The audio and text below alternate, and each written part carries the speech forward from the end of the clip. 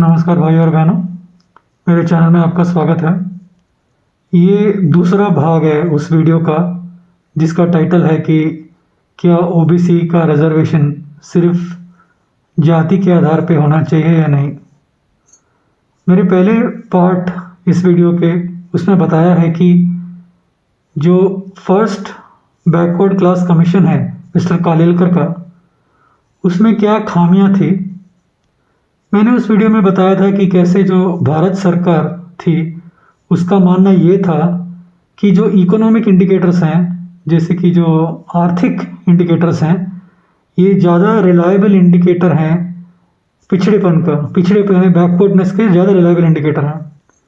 जो दूसरी खामी थी कालेलकर कमीशन रिपोर्ट में वो ये थी कि उसमें कोई ऑब्जेक्टिव पैरामीटर्स नहीं थे पिछड़ापन दिखाने के लिए। तो सब कुछ जो था वो सब्जेक्टिव था।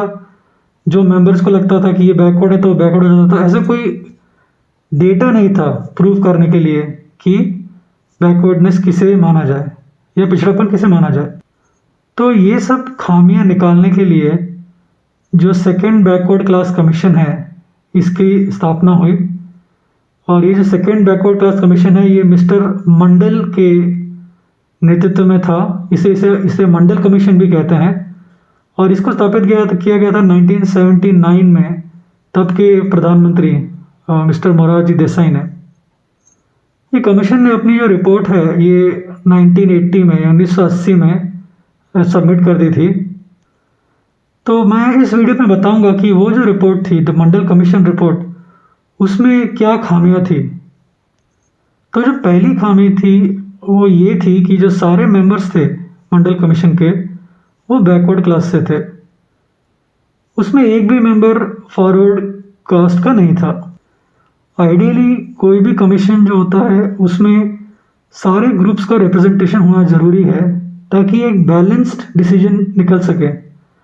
पर ये कमीशन में जब सारे मेंबर्स बैकवर्ड के थे तो काफ़ी पॉसिबल था कि जो डिसीजन है वो बैकवर्ड कास्ट के फेवर में जाए। और मैं बताऊंगा कि ऐसा ही हुआ जो इस कमीशन का जो रिपोर्ट आई उससे। तो मंडल कमीशन को कहा गया था कि एक लिस्ट बनाए वो कास्ट की जिसे हम पिछड़े वर्ग में इंक्लूड कर सके, जैसे ओबीसी में इंक्लूड कर सके। तो किन कास्ट को किन लोगों को बैकवर्ड मानना चाहिए हमें। तो पिछड़ापन डिसाइड करने के लिए ये जो मंडल कमीशन है इसने कुछ क्राइटेरिया बनाए और ये क्राइटेरिया 3 ग्रुप्स में हैं। तो जो पहला ग्रुप है क्राइटेरिया का उसे हम सोशल क्राइटेरिया कह सकते हैं, जैसे सामाजिक क्राइटेरिया। तो जो सामाजिक क्राइटेरिया थे वो 4 थे। उसमें से एक था कि क्या उनका जो कास्ट है वो दूसरों से पिछड़ा माना जाता है या नहीं। दूसरा था क्राइटेरिया था कि क्या वो मजदूरी करते थे या नहीं। तो ऐसे 4 किस्म के सोशल क्राइटेरिया थे। 3 क्राइटेरिया जो थे वो एजुकेशनल क्राइटेरिया थे, जैसे कि जिसे हम शैक्षणिक क्राइटेरिया कह सकते हैं। ये इसमें 3 में से एक क्राइटेरिया ये था कि कितने लोगों ने मैट्रिकुलेशन की है वो कास्ट में। तो ऐसे और 2 क्राइटेरिया थे जो एजुकेशनल क्राइटेरिया के अंडर थे। जो थर्ड ग्रुप ऑफ क्राइटेरिया थे वो इकोनॉमिक क्राइटेरिया थे। तो उसके 4 क्राइटेरिया थे इकोनॉमिक क्राइटेरिया, जिसे हम आर्थिक क्राइटेरिया कह सकते हैं। तो एक ही इकोनॉमिक क्राइटेरिया ये था कि कितना लैंड है एक कास्ट के पास। दूसरा इकोनॉमिक क्राइटेरिया ये था कि कितने लोन्स हैं वो कास्ट के पास। तो ऐसे 4 क्राइटेरिया थे जो इकोनॉमिक क्राइटेरिया थे। तो टोटल जो थे वो 11 क्राइटेरिया थे।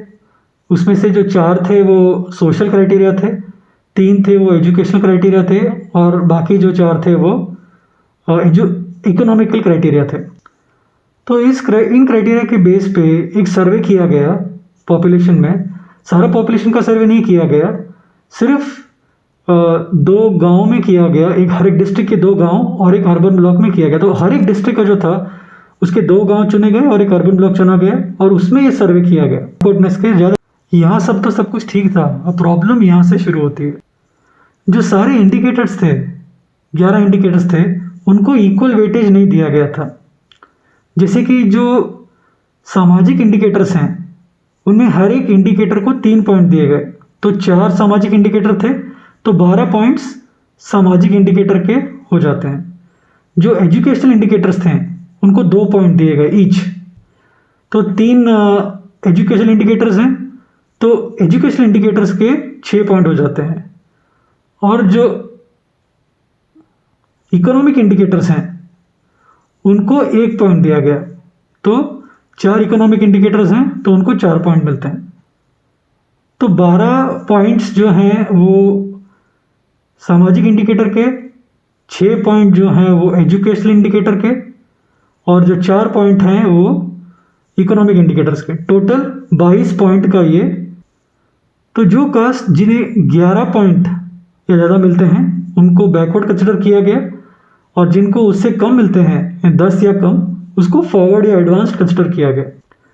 तो आप देख सकते हैं कि जो सामाजिक क्राइटेरिया है, जो सोशल क्राइटेरिया है, उसको सबसे ज़्यादा वेटेज दिया गया।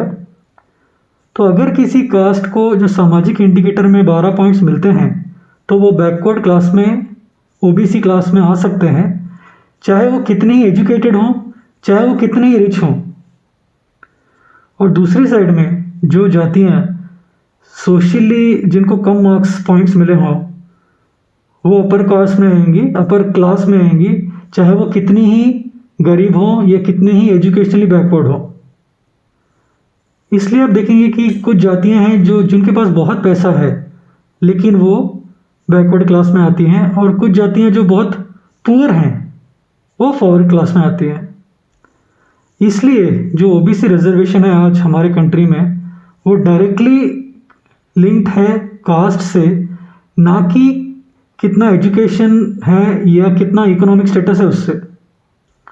मेरा मानना है अगर जो इकोनॉमिक इंडिकेटर्स हैं, इकोनॉमिक क्राइटेरिया है, जो आर्थिक क्राइटेरिया है, और जो एजुकेशनल क्राइटेरिया, जो शैक्षणिक क्राइटेरिया है, उसको अगर इक्वल वेटेज दिया गया जाता सामाजिक क्राइटेरिया की तरह तो ज़्यादा न्याय होता।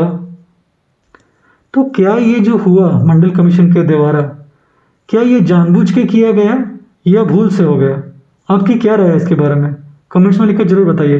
धन्यवाद। आप